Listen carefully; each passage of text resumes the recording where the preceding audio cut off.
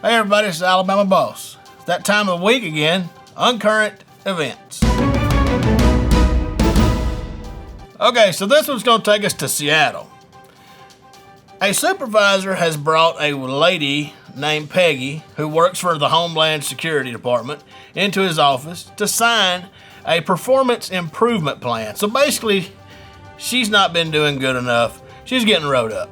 And when he asks her to sign this, she refuses, and she pulls out her firearm and just points it at him in hopes he will just say, "Good job, Peggy, head on out." She may have just laid it on the table and spun it around real slow with some crazy eyes. He got out of the office, told everybody, "Get the fuck out, Peggy's crazy."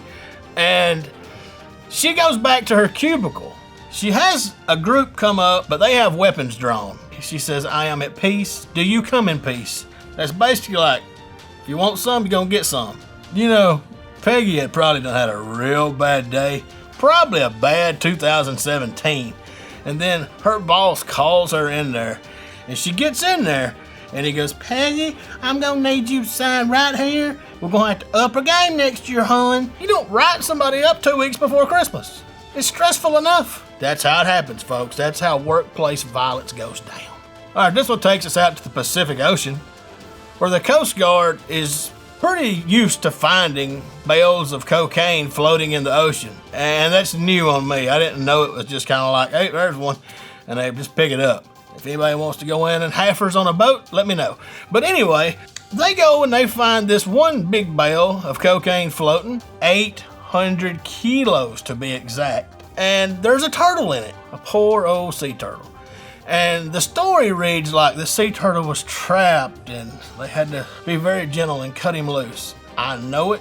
He had done got in that cocaine and he was loving it. This is one of those turtles I'll find in Nemo that is in the stream of the ocean and he's like, "Follow me, Nemo." That turtle has been in bales of cocaine before. He's not done. Just like any other addict, you're gonna find that son of a bitch laid up in another bale of cocaine, busting somebody's coke open out in the ocean.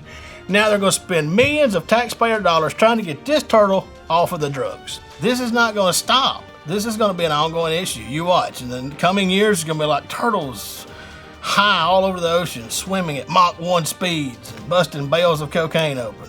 Okay, seeing how it's the Christmas season and all, I thought I would read you a note to Santa from a savage 6-year-old. "Dear Santa," that's his greeting. Then he goes on to say, "Santa, I'm only doing this for the class. I know your naughty list is empty, and your good list is empty, and your life is empty. You don't know the trouble I've had in my life. Goodbye. Love, I'm not telling you my name." I don't know what is going on at home, but it's probably not cool. I think we may have either A, young serial killer, or 2, a young Tim Burton on our hands. Let's hope it's the latter. He takes the elf on the shelf and spikes him on the floor, stomps his head, and be like, "You're not real." I mean, I kind of think he's got a lot of life figured out at 6 years old, to be honest. Well, that's all I got this week. If you've learned anything, let's don't pull guns on our boss during a performance review. Watch out for cocaine-crazed turtles in the ocean. And if you write a letter to Santa, at least be honest. I'm Alabama Boss with Rated Red. Y'all have a very Merry Christmas.